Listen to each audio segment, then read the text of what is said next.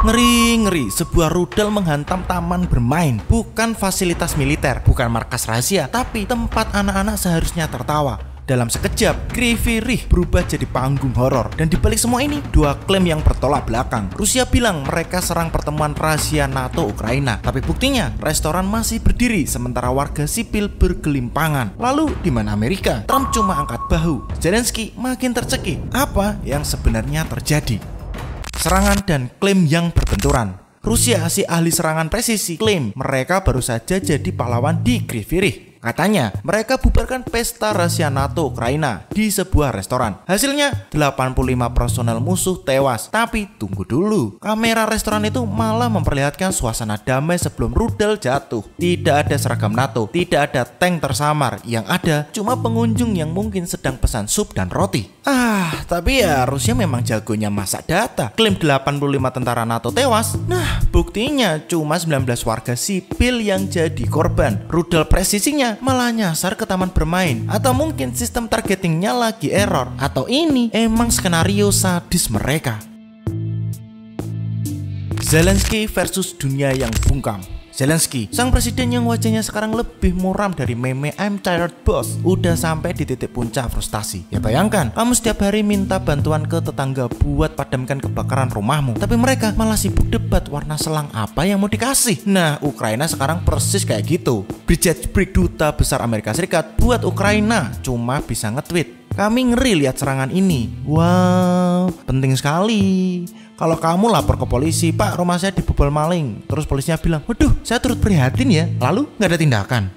Sementara itu, Trump, santai bro, kayak orang nonton The Kardashian. Drama Ukraina, seru nih, tapi jangan ganggu waktu golf saya dong. Padahal Ukraina tiap malam diserbu drone Rusia kayak serangga musim panas. 51 drone ditembak jatuh dalam semalam. Tapi NATO masih sibuk rapatin apakah tank Leopard boleh dicat pink biar estetik. Karena faktanya Januari 2024 paket bantuan senilai 61 miliar dolar buat Ukraina masih ngeganjel di Kongres Amerika Serikat. Alasannya kita harus urus border Meksiko dulu. Jadi ya Amerika tuh agak aneh, padahal bisa ngirim 10 kapal induk ke Timur Tengah dalam 3 hari, tapi nggak bisa ngirim 1 rudal ke Ukraina dalam 3 bulan. Itu namanya bukan prioritas, tapi emang udah cuek level dewa. Pertanyaannya sekarang, bungkamnya Barat ini strategi atau ketakutan? Apa mereka tunggu sampai Kiev jadi puing baru bergerak? Atau jangan-jangan ini semua cuma permainan geopolitik di mana Ukraina cuma bidak yang bisa dikorbankan?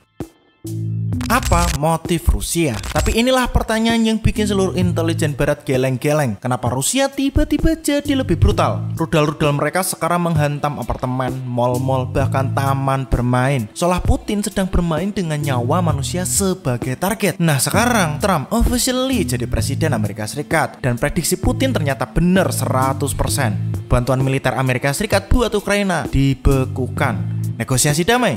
Kita lihat nanti. Sementara Zelensky, ya dia sekarang kayak orang yang teriak kebakaran, tapi pemadam kebakarannya malah sibuk urus invoice. Meski Trump janji bisa beresin perang ini dalam 24 jam, ternyata bener juga, cuma maksudnya 24 jam waktu Moskow. Karena begitu Amerika Serikat bungkam, Rusia langsung gaspol Kiev, Kharkiv, Odessa, dibombardir kayak lagi flash sale di Amazon. Ini bukan perang biasa, ini game catur tingkat dewa, dan Putin main kotor. Setiap serangan ke warga sipil bukan karena salah target, tapi pesan ke Barat. Kalian bisa menunggu, tapi Ukraina tidak akan bertahan. Sementara itu, Ukraina, mereka seperti peserta Squid Game yang tahu musuhnya nyontek, tapi jurinya Amerika dan NATO malah sibuk debat. Apakah kita terlalu keras ke Rusia sambil ngemil popcorn?